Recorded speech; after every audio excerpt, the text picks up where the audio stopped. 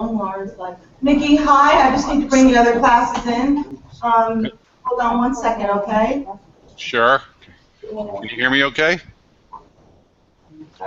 Yes, we can hear you fine. I'm just going to mute you for a second.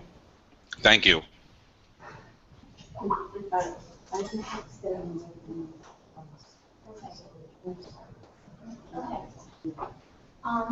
Are we okay with starting, and then we might jump depending on what he says, whether he wants to get, okay, so we'll be there. Okay. We can just start him right up. All right. We can present first and then.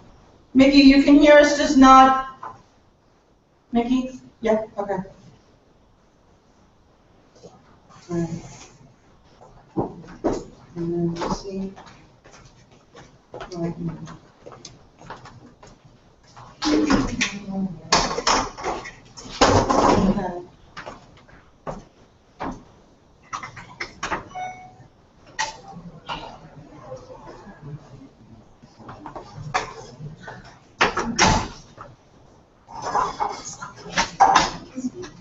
And he's still muted. Why is he still muted? I can't unmute him now.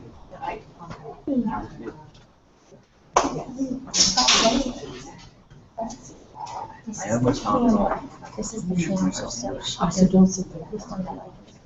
Yeah, I'm gonna do this one right.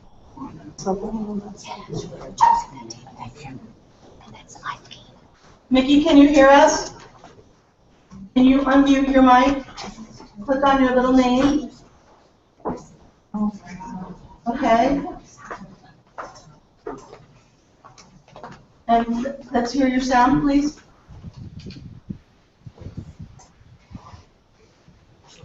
You can hear me? We can hear you. I'm just waiting for the Okay, other great. classes to come in. The other two classes are going to just come in a second. I just texted them. So, we're going to take them live. Hold on.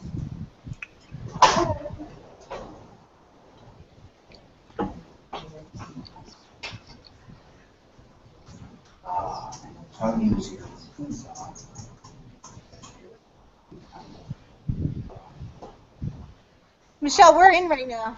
Okay, I'm just waiting for Bob. Okay, thank you. They're all excited. They're glued to the screen, by the way. Okay, Mickey's going to present in just a second, so I'm going to mute your class, okay? You got it. I'm just waiting for Bob's affirmative. Bob is here. Bob is here. Okay, can you both, Missy and Bob, both mute your mic, please? Got it. Okay, so Mickey, you're full screen for us, and who wants to I don't know a lot about him, but he's been involved in 3D printing and providing aesthetic arms, stamps to children around the world. So with that, we're really happy that he's here to share his information with us. Kurt Bates, student as well here at Stockton. And with us from Panama.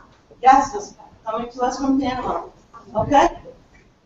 Yes, I'm in Panama. That's just a poster behind me, but it's not a live shot. Can Bob hear me? And if so, is he going to speak before I have the floor? Because you're a little distant. I'm not sure if you just handed it off to me or if I'm waiting for others to speak. I am here. We went ahead and Lynn provided the overview, but I have my class in front of me, Mickey. I just want to say that Mickey is a Stockton graduate and also a current student in the MEIT program. He brought this initiative to both myself and our Dean of Graduate Studies, Lou Leitner, and we're looking at ways that both Stockton and some of the surrounding school districts can work with e-NABLE to really infuse 3D printing, into the pedagogy a little bit more closely, and this seemed like a really good project to do that. So with that, I'm going to turn it over to Mickey to give a history and a background of his organization and how we may be able to further the collaborative efforts with e-NABLE. Okay, great. Well, thanks, Bob. I appreciate that. I'm assuming that some of you may know of me a little bit and a little bit of the history, but I'm going to give you a brief overview, just to expand a little bit on what Bob said. I'm a MATE candidate now, and I got my undergraduate degree in psychology from Stockton back in the 80s, a long time ago. I know I look a lot younger, so thanks for all of you saying that. I appreciate it. That being said, I've been involved with technology for about the past 25 years, web development, internet access, software, etc. I have never been a school teacher, but over the past 5 years, I've been in Panama working in the technology arena, and I was offered a job to teach technology at a private international school in Panama. So without finally reading my contract, I thought I would be teaching just older students, and found out after I started that besides supporting the equipment, I would be teaching pre-K through grade 12 in technology, and I had no budget and no curriculum. So luckily for me, I was well prepared, having been through many classes in the MATE program. So that being said, halfway through the year, I started to share with my students the advent of 3D printing. As many of you know, it's come down into the consumer marketplace. It used to be that devices like this were quite expensive. Now they're fairly inexpensive, and people are starting to realize the disruptiveness of 3D printing and the technology. So I didn't have the money for a printer. I started teaching the students just by showing them videos and learning online. And in doing so, I found an amazing program called e-NABLE. And e-NABLE is an initiative started by a research scientist from the Rochester Institute of Technology. His name is John Shull. And basically what they do is they create 3D printed prosthetic hands for children, and mostly for children, but for anyone who is missing fingers, and they give these devices away for free. In order to get on their radar and to get them to recognize our little school in Panama, because we only had 120 students and we didn't have a 3D printer, I started volunteering services that I could provide because I have some technical skills. So I started working with them in software, and we have students from many different countries. So I offered to collaborate with document translations, and they really appreciated that. It set us apart because many people around the world are working in more common areas like making hands themselves with 3D printers. So that being said, they started to recognize my work, and I convinced my administration to allow me to borrow a 3D printer, which I did. Started showing all of the students how we could print many things, including 3D prosthetics, hands and fingers. And to sum it up, in June, on June 2nd, we ended up as a team collectively printing and delivering the first 3D printed prosthetic hands to children who were missing fingers in Panama, in the Republic of Panama. And it was quite an emotional experience. Many of the Panamanian health coordinators and officials on the national level attended the event. And I don't have a medical background, but I was well versed in the technology, so I had the privilege of educating them about how this technology is changing the medical field. So ultimately, I just finished building the wiki for the e-NABLE Foundation. About 2 months ago, Google gave them a $600,000 grant because they're doing amazing works. They've printed and shipped about 800 hands to 35 countries around the world, and they're really just getting started. So I will make sure that those of you who have not seen the videos and the links that are associated with these efforts and the team, that you all get them in the near future. But one of the most important things I can share with you at this point is that on September 26th and 7th, there is the World Maker Fair. If you know what a maker space is, probably many of you do. There is a world event in Queens, New York on the 26th and 27th of September, and I have convinced the chief scientist and the originator of e-NABLE and his team to visit Stockton, because I feel very strongly that the talent represented at Stockton in the form of faculty, administration, and the community can add a lot to the efforts. And I'm really, really excited. It's a very big thing for them to take this step.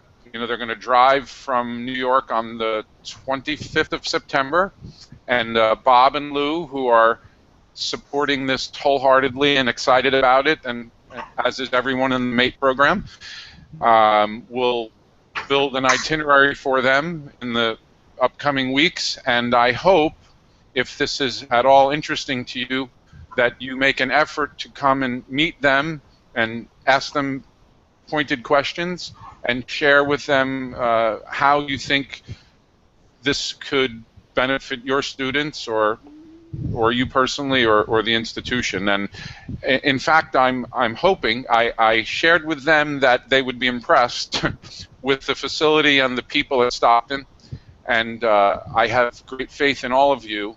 I think this is it's one of the most exciting technologies I have ever seen, because it's very inexpensive, and the goodwill it provides is amazing, and the teaching experience it provides is amazing.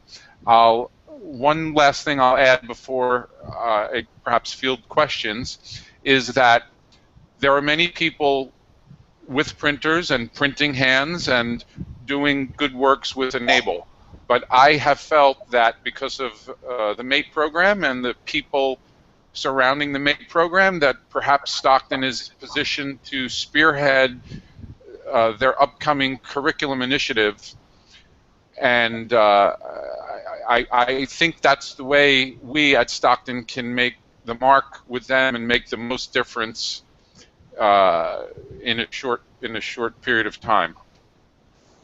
So, any questions then, or that anyone might have of me?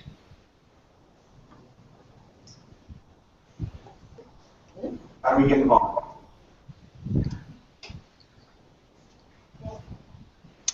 Did I hear someone just ask, how do we get involved? It was a little...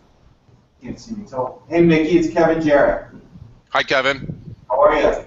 Fine, thank you. Do I understand correctly that you're not going to be able to be here, or you're going to try to be here on Friday just to shake John's hand, but then you have something wonderful happening? Yeah, I would love to. It's going to be really tight, but we're flying to California that afternoon, and with the Pope traffic in Philly, we're just a little concerned what that might mean for us. But Glenn and I are really excited to be going to Stanford on Friday night for. Yeah, congratulations for that. I'm sure that's one of the few things that would keep you from meeting John Scholl. Yes, and for Maker Faire New York. I already had tickets and everything, so I'm going to really be sad to miss that. But we're going to hopefully see if we can make it work. But I had the opportunity to meet with Mickey and some folks from Stockholm a while ago, and saw this presentation with him in person, and got to play with the hands, and it's wonderful. And I think it would be good if you could just kind of lay out what the next steps might be for districts that have capacity and potentially interested staff to get involved. Okay, so that's a good question, and really the next steps, in my opinion, if the Maker Faire was not happening in the next few weeks and they were not visiting, I might be able to give you a better answer on that.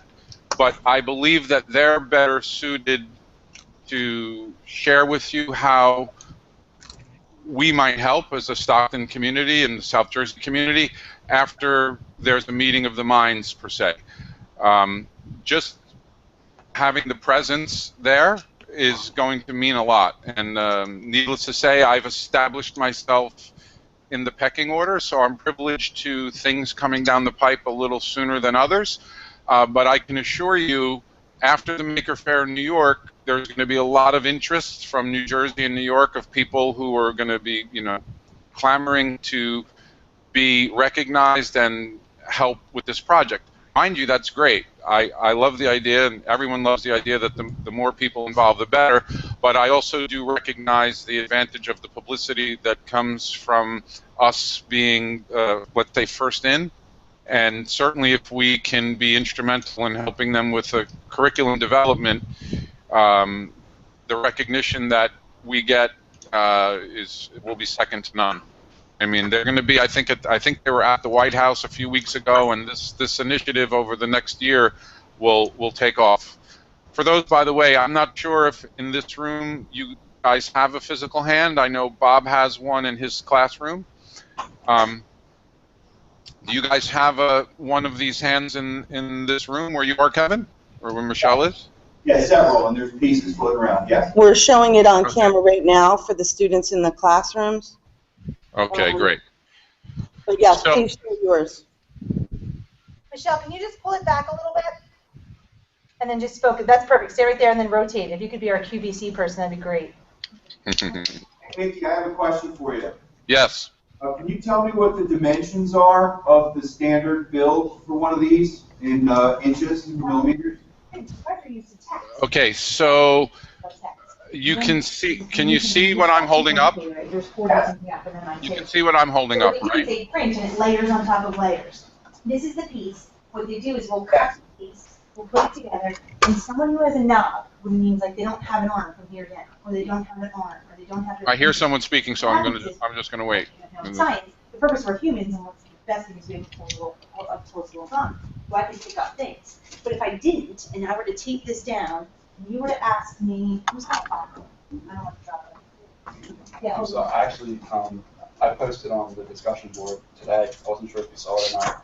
We at the high school, at the Arcade Regional, we actually provided a prosthetic, 3D printed prosthetic hand. Okay, you want to talk about this here today.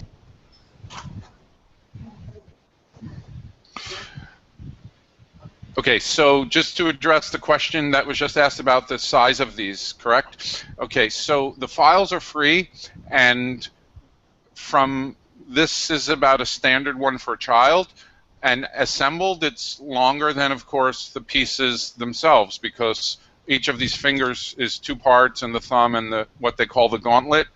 They are designed such that all of the pieces fit on the smaller platform of a typical consumer 3D printer.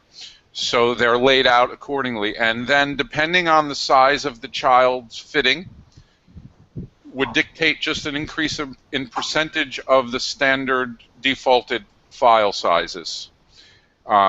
So I would just guesstimate that this is about 4 or 5 inches long when assembled.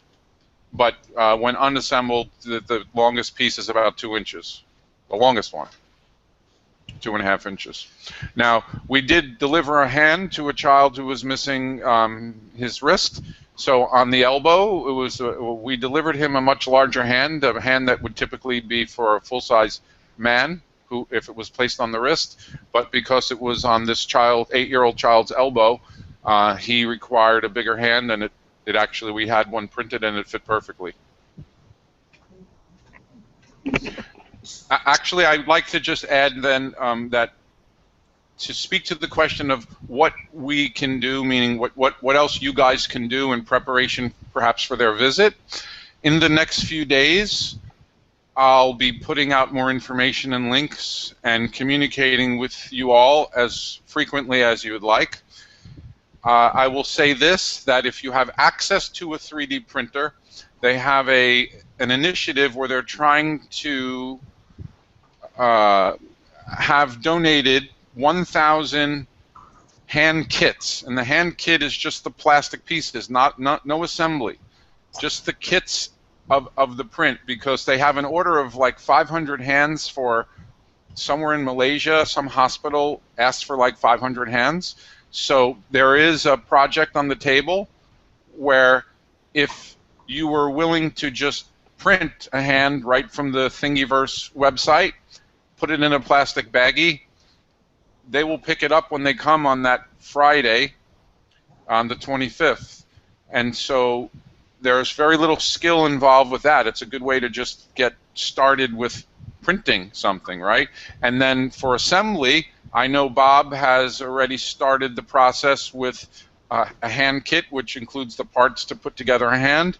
But when they visit on that Friday, Melina Brown, who is the Director of Operations, will spend as much time as necessary showing any of you how best to assemble the hand and give you pointers and tips. Now, one thing that's important to know with regard to this project is that things move very quickly. Because it's open source, anyone can make an improvement in software or to a design, and they try their best to embrace that quickly. So something, or in fact, this hand here is already been improved, and even the one that one of the more recent ones I gave Bob already has some tweaks assigned to it because it's open source, put online. Truthfully, it's an amazing technology and science and math and art-oriented collaborative effort. We have art teachers who are helping place cute little designs for girls who want flowers or stars or some kind of theme based in their hand, and it's pretty easy to do if someone knows how to manipulate the 3D software. And then the collaboration between an artist, an art teacher, and someone who works the software and or someone who works the printer, it's a beautiful effort together, and it's not very difficult. They kind of make it fairly simple.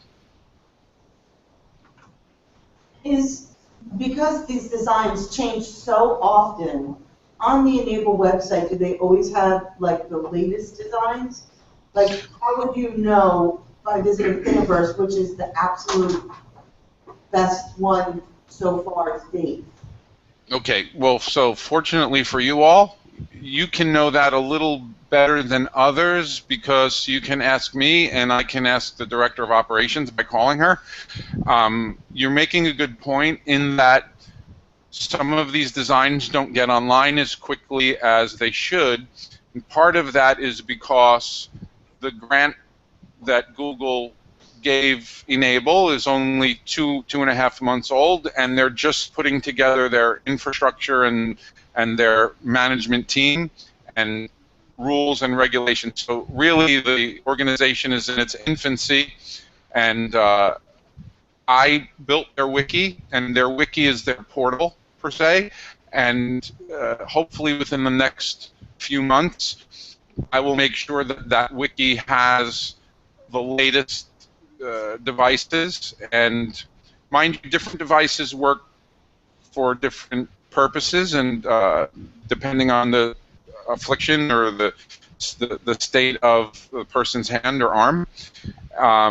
And so some people would recommend that you actually maybe print a slightly older version of a hand if, for instance, the child has a specific application for that hand that he wants. Like, he likes to ride a bicycle, so therefore here is a version of a hand that's good for that. Or there's one I think specifically just for gardening, and there's an adapter for playing cards. So there's a little bit of assessment that goes on individually, and then guided to perhaps the hand, and the community does a pretty good job in talking with each other. So right now, actually, the 1,000 Hand initiative that they're launching, you basically just sign up and you pick a size and you print it. So there's no there's no, it's not necessary at all to find out the things I'm just speaking of. So they just, like, they're just anybody who's willing to print hands, put them in the bag, and send them towards this initiative. It's a good way to not have to worry about all the specifics that go with individual sizing, etc. Now, that being said, this is an open invitation to anyone who is listening to this. If you know a child or a person who is a candidate for a hand, we have plenty of time to get everything in place to make a hand, or have Melina Brown, to relieve perhaps any liability, have Melina Brown print one and bring a hand, and they can even deliver it at the Maker Faire, or they can hand it off to someone at the school. If you know someone, if anybody knows someone personally that might be a candidate for this. Thank you. Are there any questions from anybody else?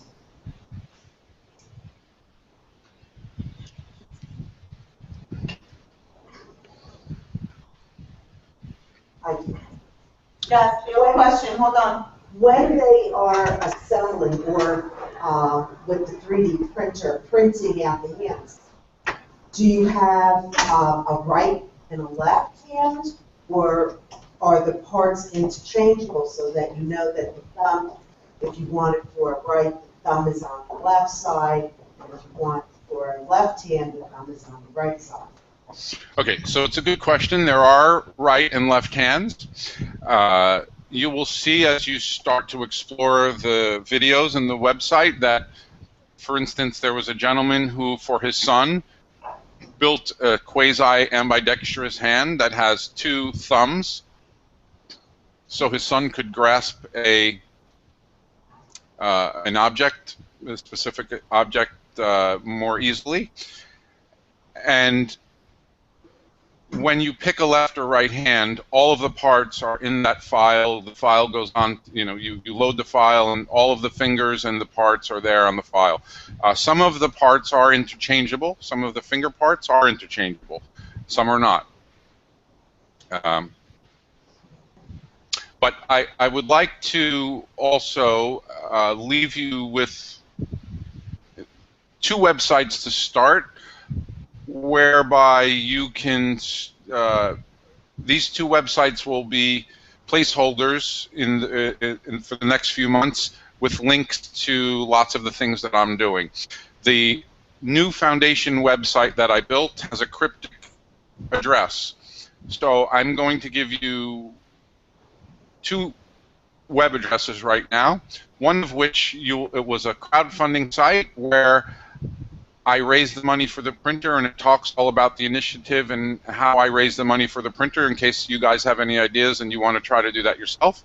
It's, I think it's a good read, and it also contains the site for one of the boys whom I fitted. It shows photos of me measuring his fingers and of students scanning using a 3D scanner to scan his hand, and talks a little bit about his history. So that's an easy URL, an easy web name to remember. So if Wendy or someone, I mean, I could type it, but if somebody would like to put it on the board, the name of that site is crowdbolster.com. Crowdbolster, BOLSTER.com. And you will see those two initiatives, the boy and the printer initiative from my school. And the second website is the wiki that I built for my Panama e-NABLE organization. After this event, by the way, they named me as the official Panamanian, I'm the official e-NABLE rep to Panama, which was nice. So I had the freedom to build my own web page. I built a wiki, and to house links and to give credit to people who work with me. And after they saw that wiki, they asked me to build the wiki for their main foundation. So it just goes to show you that there are lots of ways to be involved with e-NABLE, and I taught that to the kids. Just raising the money on a crowdfunding site for the printer was a wonderful learning experience for my students in technology. Yeah. What is the name of the website, Mickey? That second site is enablepanama.org. Okay, we have a student that would like to come on and just say something about their school and the influence of e-NABLE at their school.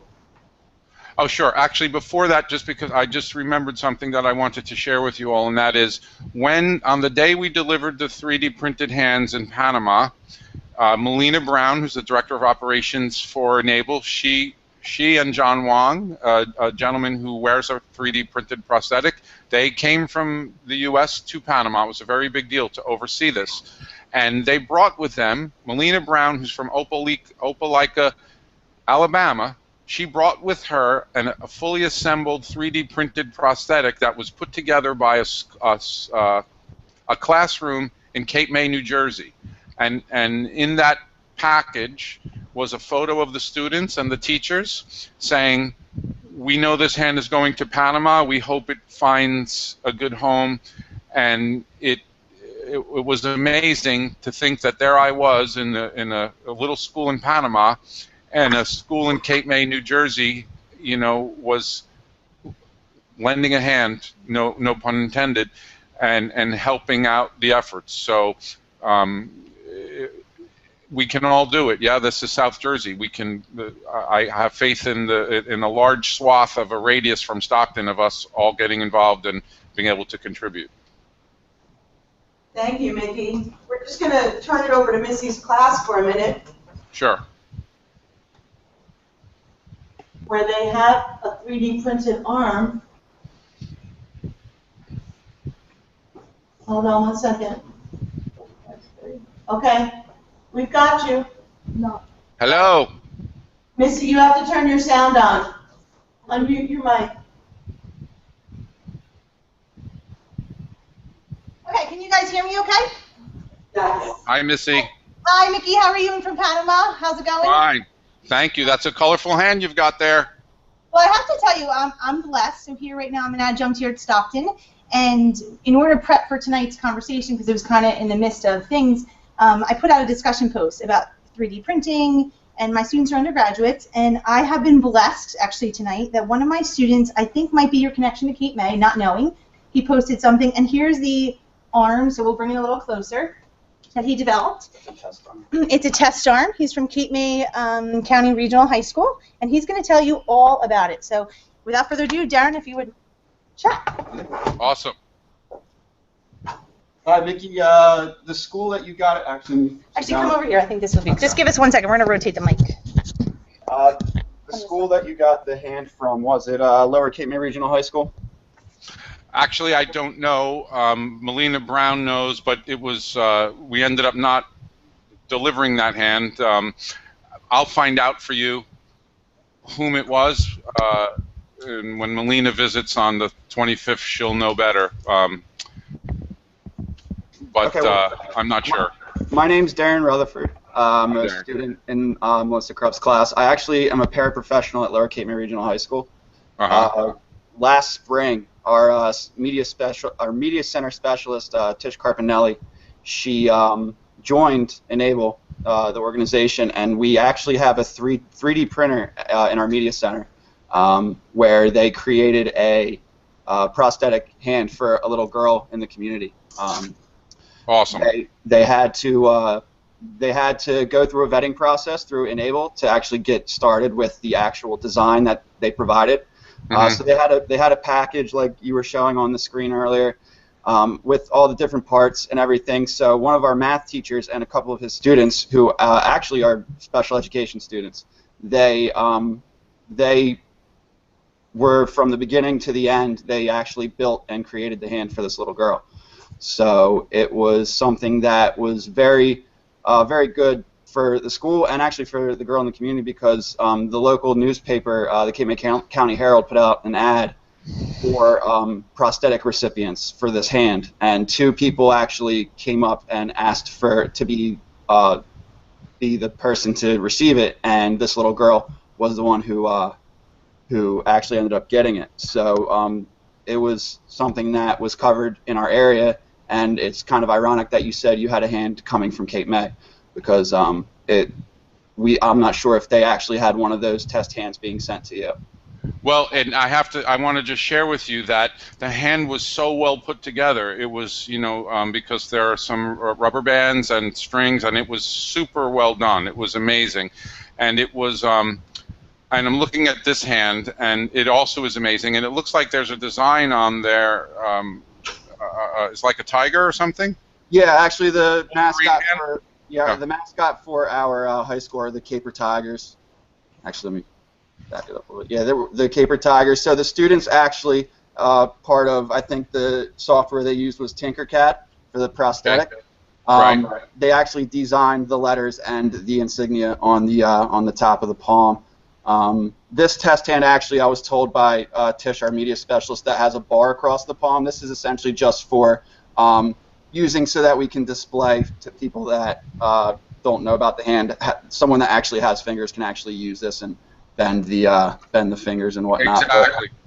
The gentleman who visited us, John Wong, who's the spokesperson for e-NABLE, he has a hand just like that, and he's missing his fingers, but he uses that bar, and when he passes it around, the students can play with it, or test it. And that's a great looking hand, and I commend you. I also notice you can share with the rest of the students there that there's the the rubber tips there that help grip, and they're basically, you buy those at the Office Depot or something, right? They're for counting money, but they work really well to help picking things up. I don't know if they can see that. I guess they can. I'm trying to get focused right now on the camera that we have. You say so, should your photo focus? Yeah, it's a little blurry. Step back from it, and then forward maybe. There you go. There you go. Yeah. Can you demonstrate? Can you bend that so that, or have you already done that so people can see how the motion goes? Yeah. Let me get the Velcro. Mickey, while he's doing that, a student in my Sure. class, I think they're convinced that it's a neuron transfer as far as biologically and anatomically. And I think it's important to know that science-wise, this isn't surgery. So some of my students in here have asked, well, how are you connecting the nerves to make your hands move? So we just talked about the physics principles of understanding movement and how this happens to make this works for every day. This is not replacing, arm or finger surgery, which I think is important. Yeah, that's exactly right. And I will share with you, though, in the video that I will circulate. You perhaps have seen it, Missy, but in the upper arm, now they're starting to experiment with devices that start from the shoulder down, and they are a little more involved with some electronics, and they do work with sensors. But the liability is different for those, and the learning curve is different. But you're exactly right. The hand is the least technical in that respect. I mean, they're fairly simple to build, and they're functional, and we give them away for free, by the way. No charges. Part of e-NABLE's initiative is if you need a hand, you ask for a hand, and you get that hand for free. So, yeah, there's the motion, and I'm sorry, what's your name again? Darren Rutherford. Darren. Okay, Darren, have you seen many of the videos, by the way, yourself, of e-NABLE and the different uses in the hands, etc.? Well, I have a couple. I've actually the post that Professor Krupp actually put up for us to watch for class. I kind of watched a couple more, and it's actually the way that, from what I understand, is people without hands or up to their forearm, they have the ability to kind of bend. So without the bar, they use, say, their wrist or part of the forearm to actually, that's what operates the actual movement of the fingers, and instead of me with my fingers right now. Right. The pressure of the movement of the wrist and the. Well, that's exciting stuff. It's and by the way, that hand, you can print an entire hand in one shot, but that hand, because it's multiple colors, is either a hybrid of two separate hands, or they individually printed parts to get that. Do you know, or did? Yeah, that's correct. They individually printed parts out. The fingers, where the palm, where the bands actually meet. So the math teacher and the media specialist at the high school actually actually worked together, like I said, with the students, and they like I said, from beginning to end, minus the design of the hand, because they used a pre-made and pre-designed hand, but they constructed it together. And actually, our director of curriculum, Joseph Castellucci, and our superintendent, Chris Kovic, actually have spearheaded it, because we're receiving a second 3D printer for our media center, and we actually have one for our engineering program as well. So okay, so can I ask this of you, and that is to make sure everyone, Missy in the class, I'm sure you'll tell them as well, but everyone who is hearing this, to put out the word, and that if they would like to be part of a meet and greet on the Friday, the September 25th, certainly those two people you just mentioned who are part of the Media Lab, hopefully they can start communicating and get involved and be part of that, because the more people there that day, the better I'll feel. And I'll make sure I'll send the message along. Great. It's nice to meet you. You too. Thank you, Mickey. Mickey, I just want to go over a couple things with you. Thank you, Yes, ma'am. That was a great surprise. I talked to my assistant superintendent since our meeting, and Yes. he was very into it and saying he's very interested to know the 3D printing and what it entails. From his perspective, because it's at a high school level, it's vital that we address the curriculum. So, Kevin, I know that you're in the audience, you're a big advocate of that. So we need to look at the structure of it. So our school is willing to talk about the anatomy and physiology of it, as well as the physics component. But we kind of need a little bit more, either a proposal written so we can adapt this to various school districts, or something like that. So they said they're on board, but they need to know more information. And I think funding and curriculum are the two biggest components of this initiative. So if we could possibly either create something together, or if you have something already created, that'd be fantastic. And I'm willing to submit it to my assistant superintendent ASAP. We'll put you in touch with Mickey, Missy, so that you can further that conversation. Bob, is there anything you'd like to add at the end to wrap this up? You're up. Bob Heinrich? Okay. Okay, you have a question for Mickey? Yeah. Okay.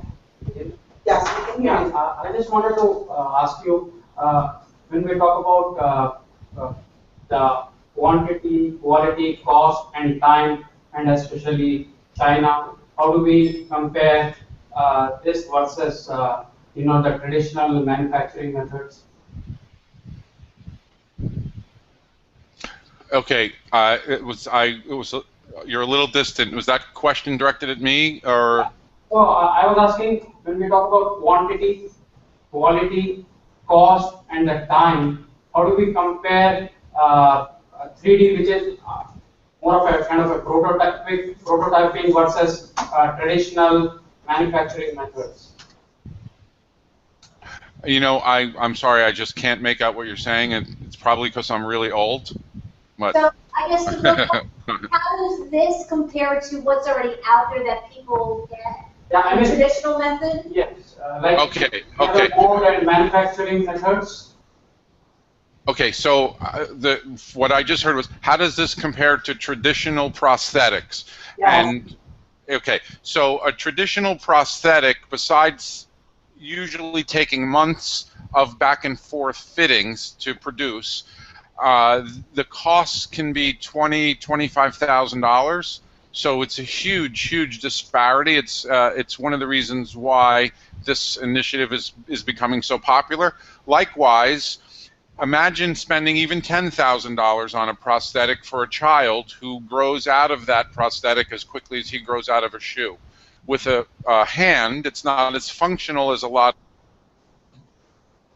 of, or if he outgrows it, you just throw it away and you can print another one.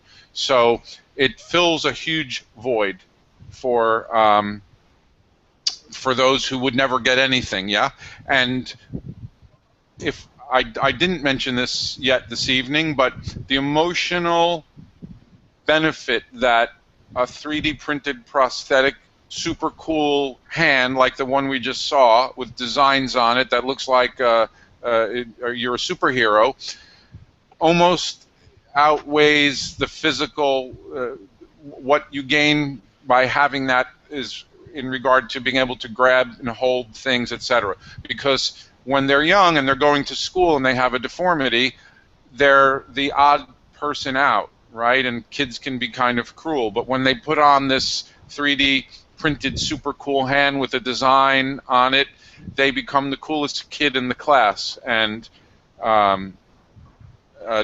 Leitner mentioned that just measuring this from a psychological or social perspective is a big thing, because I can tell you that when the two boys in Panama put these hands on, one of them was very, very shy, and when they put these hands on and everyone was in awe of them, and they were physically looking at their own fingers in plastic, you know, what they embraced as their own fingers, it was an amazing thing. So I want to make clear that that's a big part of this. As time goes on, the hands are getting stronger and cooler and more functional. I came up with the idea of just a holder for a drumstick, because one of the boys who was missing a hand, of course his parents weren't thrilled with the notion that I mentioned, you know, he could play the drums.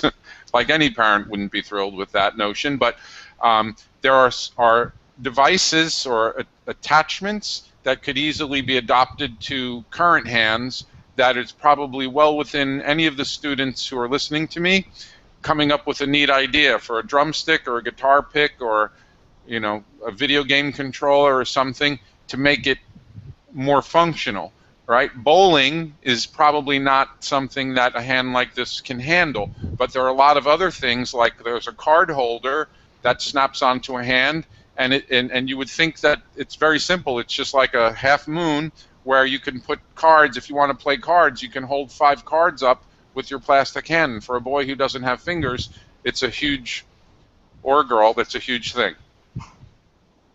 Thank you. Thank you so much.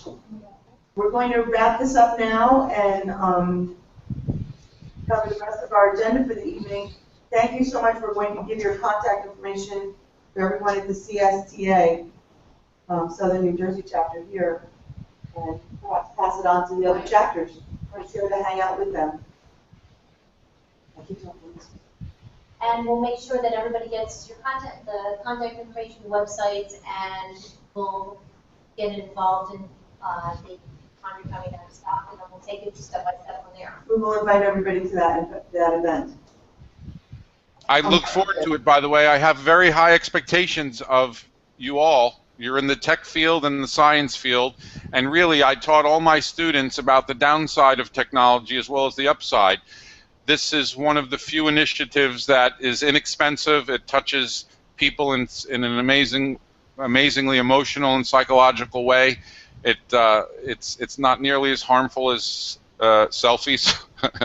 And so in my opinion, it's the best technology has to offer at the moment. And anyone who gets involved with it, I'm sure they'll reap the rewards personally and professionally down the road. So I encourage you all to reach out and reach out to me or to any of your teachers or staff and get involved. We'll figure out a way to have you connect. Okay, thank you. And thank you so much for joining us this evening.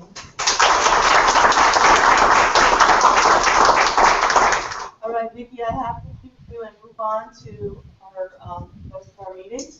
So you can just dive out whenever you like, okay? Okay. Well, I'm gonna bow out. I'm gonna make sure that in the next few days there's pathways on those 2 websites that I mentioned for everybody to connect. Okay. Thank you all again very much. I appreciate it.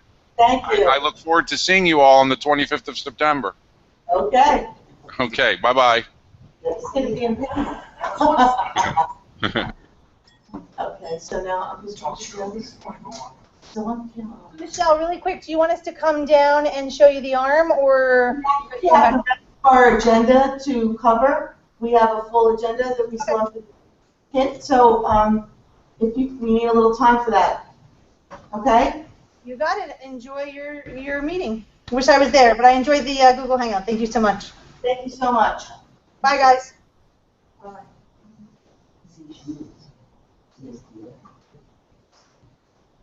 think they know. Well, she has it. She told me to send that at least now. Well, we're past the welcome point. I thought that was really, really interesting. That was awesome, yes. And I'm going to kind of go around and look a little bit out of order since we went out of order because we'll go back again. Where's the shadow?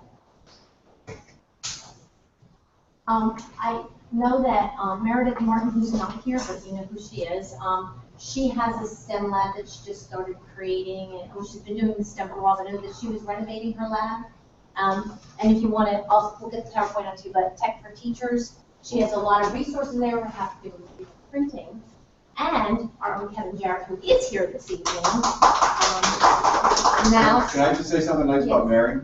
She's wonderful. Yeah, well, Yes. seriously, if you're looking at doing a makerspace in your school, click her link. Everything you need to start is there.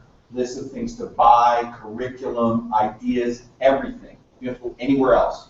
My thing is interesting in its own way. Mary is where you need to go if you're ready to start and don't know where to begin. She's amazing, and her website is incredible. Yeah, so if you want, Tech for Teachers, yeah. if you want to get involved in something, you want to take a look at that. And then also, I'll just click on this. Is it okay if I click Sure. on that? And we'll just, hopefully, that's right. So you put this on your. Yeah, I'm writing a monthly series, Treasure-topia, about our process for building the makerspace. This is the second of 2 posts that have gone up, and my next one is due in 11 days. Okay, I was So- going to say 11 minutes, so you're good. So there'll be a whole series. We have a whole editorial calendar laid out, and there'll be every month around the first week. Any other pictures on here? You don't know. Well, there's all kinds. There's links to the Flickr stream, and there's So, all kinds yeah, of stuff. so you get that one that comes out as well, so. Is this the one I'm on, Michelle? Slide 3, yes. Yes. Okay, and then, that was Tim.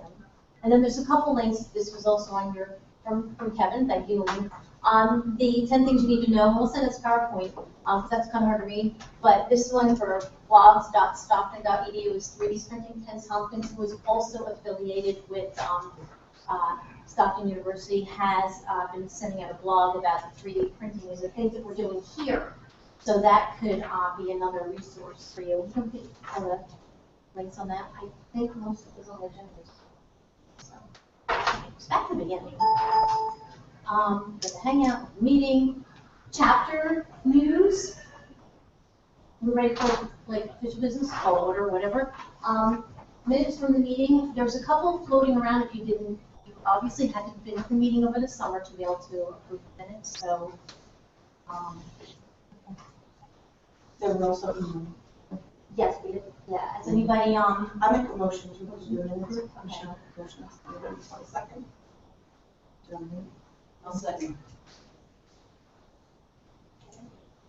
Any opposed? all in favor? Aye. That was easy. Okay, we are now actually listed as an official chapter. I know we got approved back then. We'll walk amendment, set things up. So we're listed as official chapter. So if anybody has anybody that they want, they can just search Google and get to the CSTA, and it'll come up on our chapter. We did have a few people that don't have membership numbers, so at that table there, if you don't have a membership number yet, Does anyone need one? It only takes like a couple seconds, there's like a you don't link. even have to send it if you just give it to me, I'll send them all in together. If you'd rather do it online, just take the paper with you and do it online, but we can still plug your number instantly. And when you get that number, send it to us, because we can't count you as an official member unless you have an actual number. So that's why our numbers are about the same. We have more members, a couple new people today. We'll get them. Okay, and then there'll be some links that you have to look at the CSTA site, since this is kind of mostly about 3D printing. There's a lot of, not as much about 3D printing, but there's a lot of programming type things, and I know that they're involved. If you're going to get involved with this initiative, you're going to be looking at mathematics skills, maybe some art history going on there, and definitely the programming end of it, if you want to modify templates.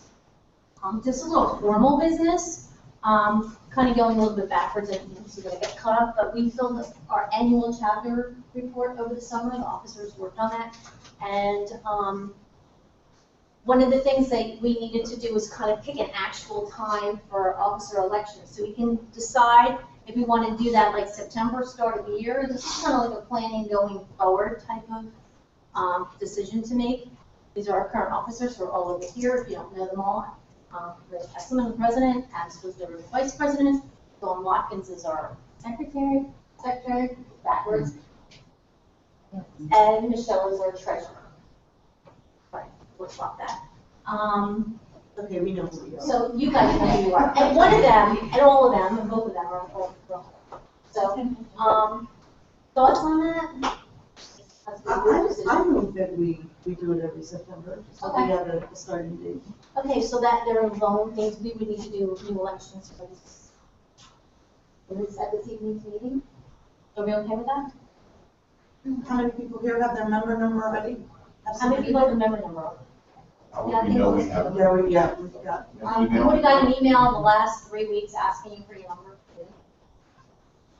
Yes. If you didn't get an email from us, you I've got a number. bombarded. We should brand you. Yeah, does anybody want a second?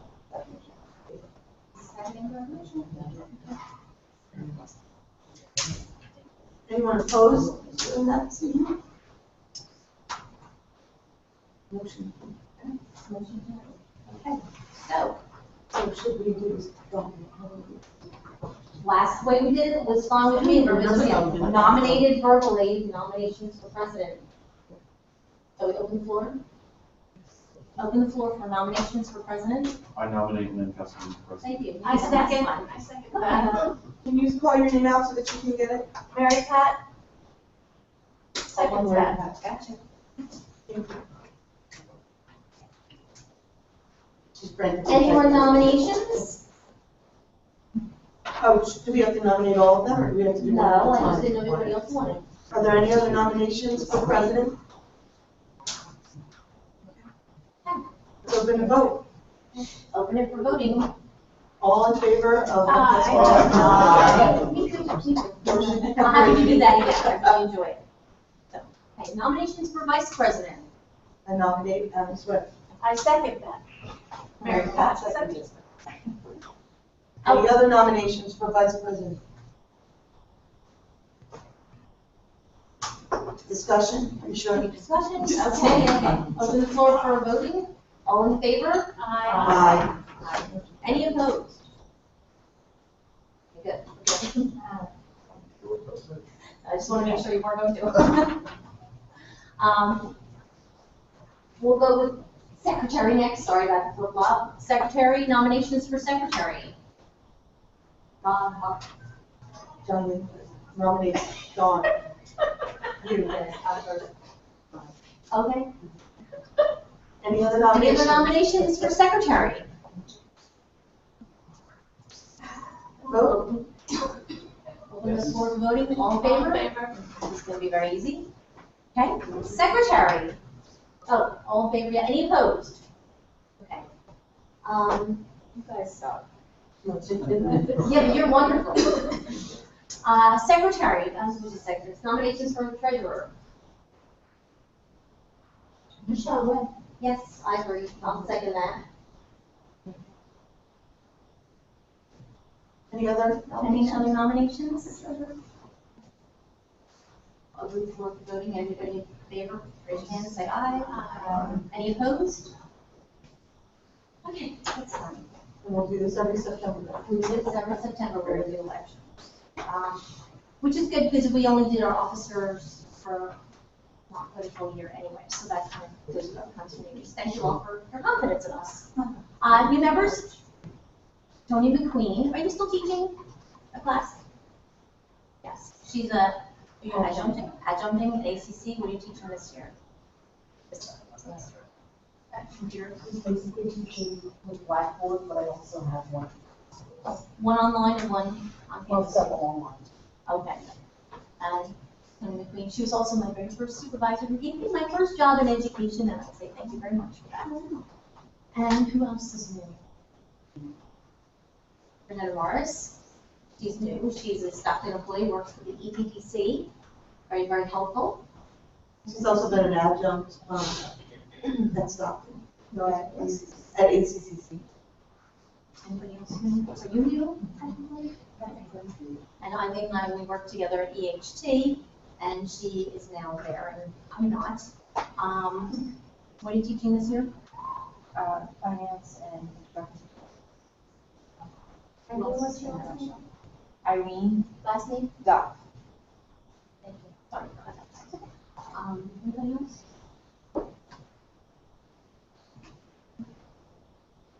Who's our guest? Our IT person. Thank you very much for helping us out. And also, really good news is that Stockton has signed up for institutional membership for CSTA, so that's really good because we get a lot of benefits to the university at that. And being our host, that is not something we get free membership as individuals, but university and institutions can pay for it. So they decided to sponsor us all the way through and should soon be listed on that site as well. So let's move on. Next meetings, you get from most people already have these because we set those up at the beginning of the year. So second Wednesday every other month. So the next one's November 11th. I do know that that is Veterans Day, so maybe more people come, maybe less people come, but we'll see. And then we'll again decide on the July meeting whether we'll do something on one of the workshops that's already going on, like we did this summer, which worked out pretty good. We do, as always, need some suggestions for presentations, and Ron, you know, one of the things you'd like to present, and we still have holding there. So if you can think of something, even if you don't want to present it, or you don't know anything about it, and you think it's a good topic for us to discuss, that would be really, really helpful if you come up with some thoughts and ideas about that. We'll discuss that at the end. Keeping in touch is the same thing we've seen the last time, but for new people, when you can look on our website and get the archives of all the PowerPoints and they get updated as quickly as we can. But we do have all the social media. Maybe next meeting, we'll train everybody's social media, so maybe bring a card or some extra cards with names and information on them so people can all start to connect up. If you want, you can just reply to all as we do our next emails, or go ahead and start maybe exchanging them today. But I think it'd be really good as we start to network a little bit more. So, do we need to take a picture of that, or do we move on? Is everybody need to take a picture of that, or we can move on? I already uploaded this to Google, so I'm going to put it on our website at the end of the week. Okay. The mouse is really sticky here. Yeah, the mouse Slow, is- so I have to go kind of slow. Computer science competition. We met over the summer, and Amy, I have you in on our group, but and Vince Chicarella is also going to be involved. He is a professor here teaching computer science. Adam is also teaching a computer science class here, an adjunct this year, this semester. So we're working on a competition, a computer science competition. We talked about it at the last meeting, and a few of us got together over the summer. So we need a couple more people to get involved in that, just to come up with some ideas and help with the structure of it. Ron Garbutt just started teaching. He's at Apsigami. He's also a new member from the summer. He just started, I think, back to school or something tonight at Apsigami. But he's also involved in that, and he just started teaching programming this year. So we're kind of doing like maybe a little bit small to begin with, but start out. We definitely can do it here. You're going to be given, go ahead to do it here. Also, Bob Heinrich, who was in on our presentation with his class. He's the director of our information technology. Not sure that's the exact title, but he's going to be helping out as well. And hopefully the School of Business through the computer science area will also be helping. But I know that Dr. Keenan and the School of Ed have been volunteering and helping out and offering to help out with that as well. So things that we still have to figure out is like exactly what's the best date and time. We're thinking when students here on spring break would be a good choice. What should we have as contest topics? Judges, we've already determined some of the college students could be judges, or some of the more high-level high school students. I know we have a couple of independent study students, so we just thought it'd be good to have judges come in, and also all kinds of prizes. I thought scholarships are nice because that always looks for board. approval, they say you can get a scholarship out of it, they seem to be friendly about sending students. So we need some sponsors for prizes. And then we need to pick a planning meeting date on that, so at the end of the meeting, they think about maybe we can, just meet as a small group and date for that. Any thoughts on that or suggestions you want to share with the group?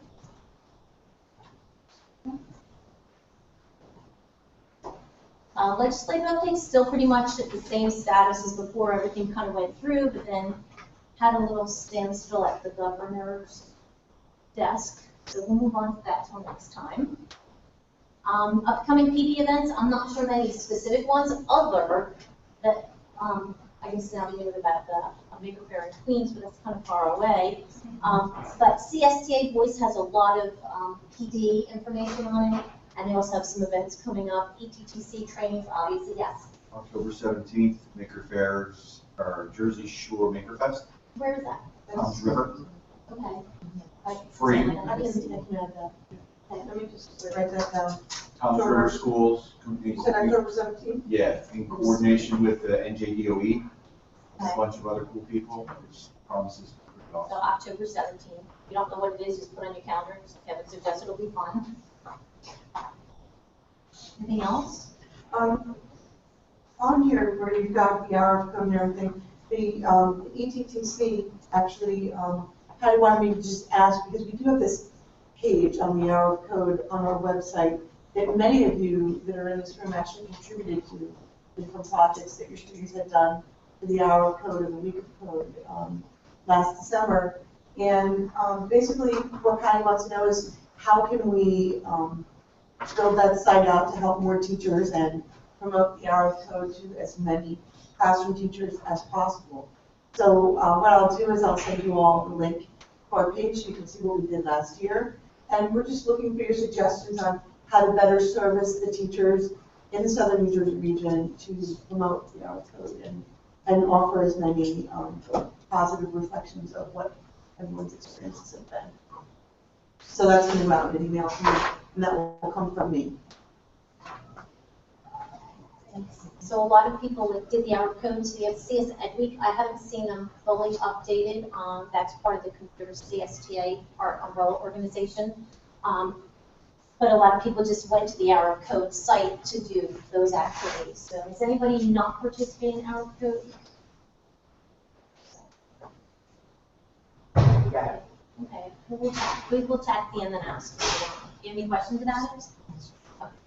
And then there's an annual conference. I went the last time it was in Washington, D.C. with a friend of mine, her first year teaching, Peggy Beninati.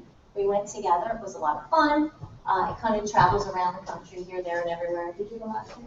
I went 3 years ago. To Boston.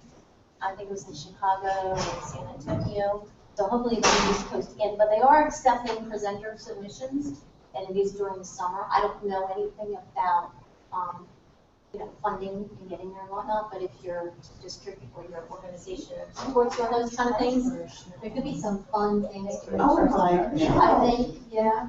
So we'll actually have to set up a treasury. Listen, we'll have our own competition, because we don't charge dues or fees. We have no budget, this treasurer. He thinks she has an easy job because we have no budget, but she's do all that tech stuff. So it's not an easy job. So no dues, no budget. I'm sorry, but you know what? Do you want to come over? Are they going to have an unplugged conference? Oh, they send out most of the conference online. We'll have to see.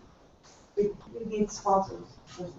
And then in addition to the wealth of information you get, there's also CSTA job board, and I just thought that was kind of interesting because I don't know exactly all the positions there, although the one that Svetlana was looking for got filled by someone, so that was good. So it's still a little networking.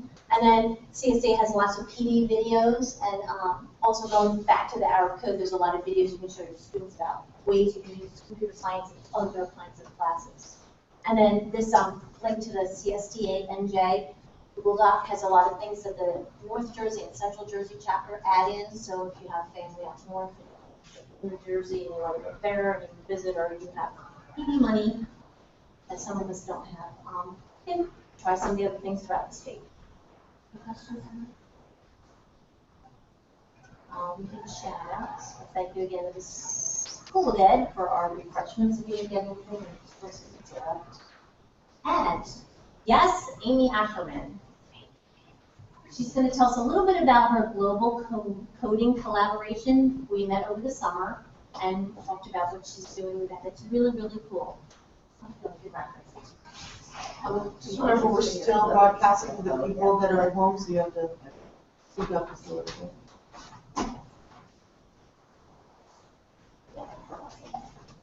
I'm recording. I'm a little very copies. Tech corner over here. A colleague of mine who's in the University of Johannesburg is going to be coming here as part of a grant, a 2020 grant that the university has so graciously funded, and they're paying matching funds to bring her here. And the purpose is to explain some of her research, specializing in primary grades, introducing coding. So that's very hot now, especially with the new tech standards. So she's going to be coming in. We're picking, see if you can guess why, 2 weeks in March, because I'm going to call it the trifecta, okay? So March 9th is our regular meeting, that's number one, right? And number two is the high school competition, if you will, possibly. And it's my class to your class, from my class to your class, same week. So that's why I'm calling it the trifecta. So keep that on your calendar, and we're also going to be evaluating online modules that they're developing in Johannesburg and through the MATE program, bringing people through algebraic problem solving and the whole introduction on into coding and how they actually get people started on it at such a young age. So that's going to be real interesting. So she's going to be here, and Johannesburg's paying for her flight, for her salary, and then we're providing a real nice room location at Seaview. And then she'll be coming around. We're going to set up some other breakout sessions too in some of the schools. I talked to some of you, and get the alums, the pre-service, the in-service. So we're really going to make it a learning community and reach out for all this for her to come.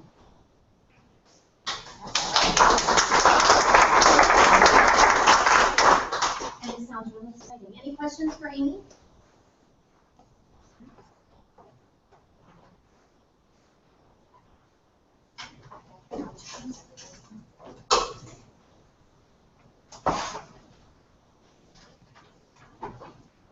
Okay, and then we went over his presentation and that, and next meeting is November 11th. This is okay, so maybe we'll do a count how many people come just the order.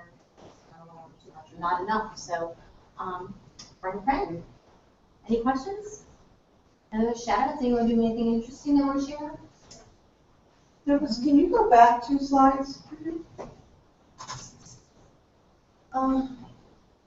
Enabling I'm the looking at the future. wrong screen. One moment. Go back to the one before Amy. The one right there. Okay. Okay. Thank you. That was it. I just need you to go back this time. Any questions, comments? I do have one thing I attended the code.org over at the Gallery Library, and she was very good. A lot of unplugged activities. I was surprised by that, but things that you definitely use as a teacher in the classroom. But then our computer stuff. Code.org. Is that something you went to? Oh my gosh, my kids love it. I just started a brand new class, so I just started a great workbook, and you just start at page 1 and go all the way through. Didn't somebody come see you about it, or no? Did someone come see me about it? No, I saw it. I mean, how did I find out about it? No, I thought someone came to see you, or I was on it. Very good, very good. Is it ongoing, or it's just a one-time thing? It was a one day. I want to say it was met at 8:50 and finished at 3. And they gave you, they gave you clipboards and cups, and they gave you a big lesson planner. They're going to send you, once you had to do a certain number of hours on the actual code, they're going to send you the manipulators that go along with the lesson plan. I don't know, did you get that? No, we got to be. Right, okay. And has anybody experimented and played around with this CS First from Google? Yes. And we had a very good Chrome camp at the Linwood School. Yes, Right? we were at Chrome Camp, it was phenomenal. We spent the day playing with Arduinos and finding out what that was and how it related, and it wasn't so hot on the Chromebooks. We did encounter a little bit of trouble with the app that you could download from the Chrome extensions, but it worked fine with Macs. Kevin, have you done anything with Arduinos? Actually, and Chrome Camp was very good. Over 200 people for our inaugural event, which was amazing. Linwood schools were fantastic. Even the air conditioning wasn't working, it was like but I just recently went to a Rutgers workshop where the lady did Arduino work with Chromebooks as well as Macs. And I'll share with you the plugin that she used worked flawlessly. We did download the plugin that day that we installed, because we brought a couple different devices with us, and not just Chromebooks, which was lucky, because then we still got to play, because on that day, the Chrome extension was not working.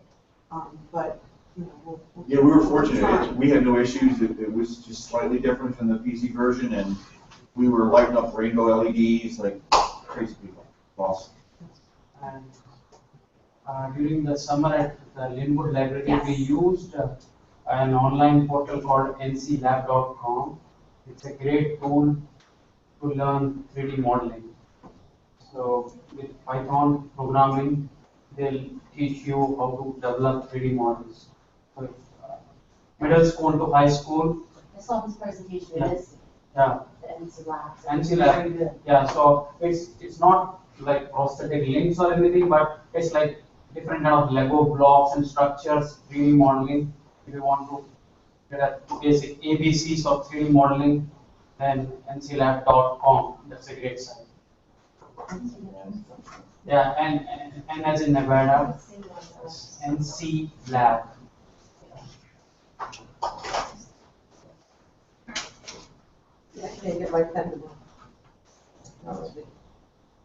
And the good thing about NC Lab is you create your 3D models, and for a minimal cost, they print it out for you, your models. Yes, that's right, nclab.com. Any other thoughts, comments, suggestions? Okay, well, homework is, think about PD presentation for the end-of-our meeting. Hopefully we'll have a little update on what's going on with our competition and with the global fooding and collaboration. And I do want to say thank you so much to our officers, because they make my job really easy and they've done a really terrific job, and I want to know about everything. Signs up front here too. So I say meeting adjourned. Yeah. Meeting adjourned. Yes. Anybody that wants to help out a little bit, maybe just 5 minutes to just get names just to like help out with our competition.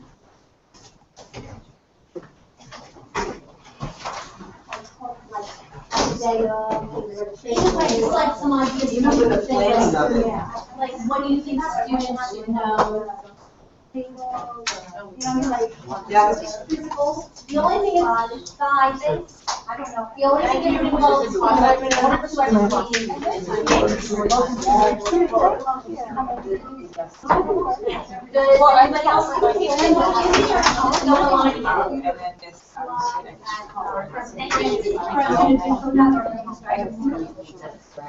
Then I'm going to do some scratch. I'm going to do what's the cost? Now from there, they're doing this. I need to scratch by let's say you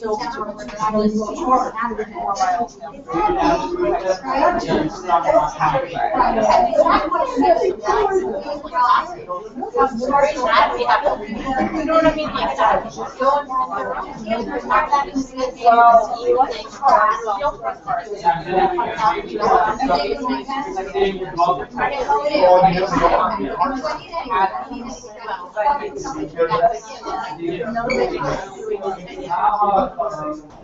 Android device. Right. And actually,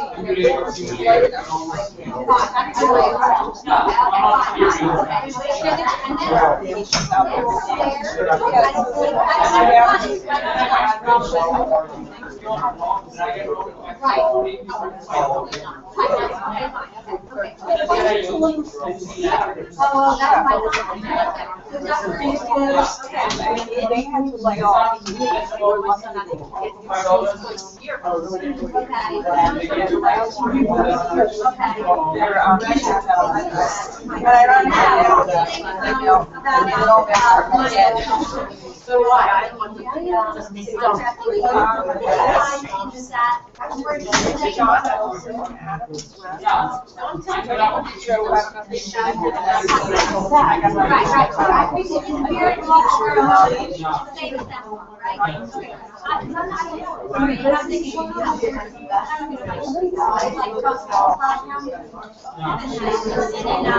I'm like, oh, I don't like having it there that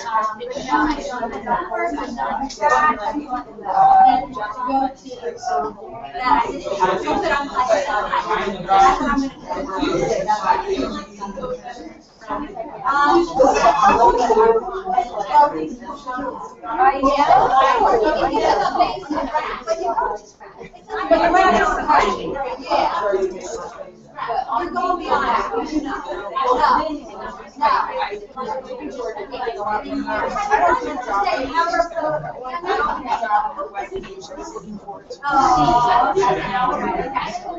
Right.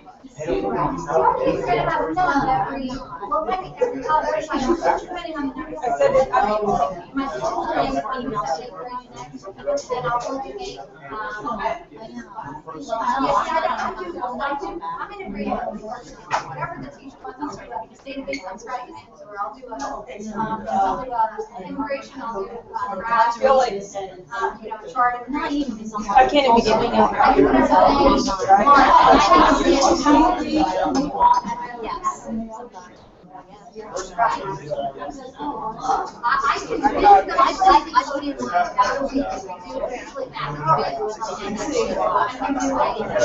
she might put it in the box. Oh, yeah, that's right.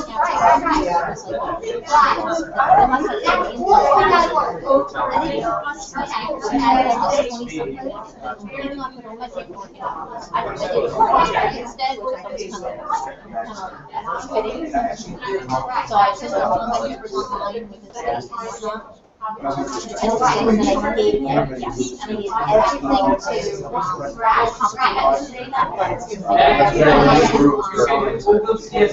Oh, yeah.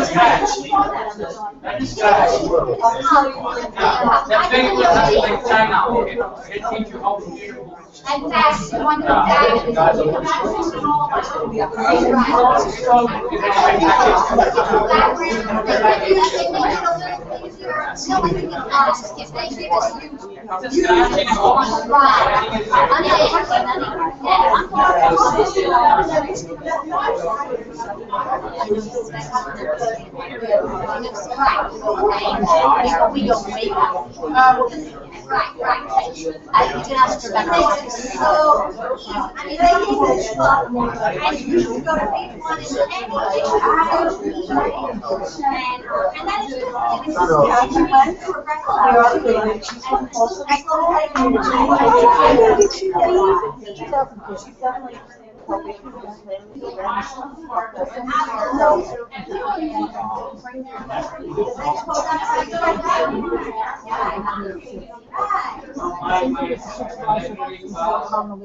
Yes, I've been back.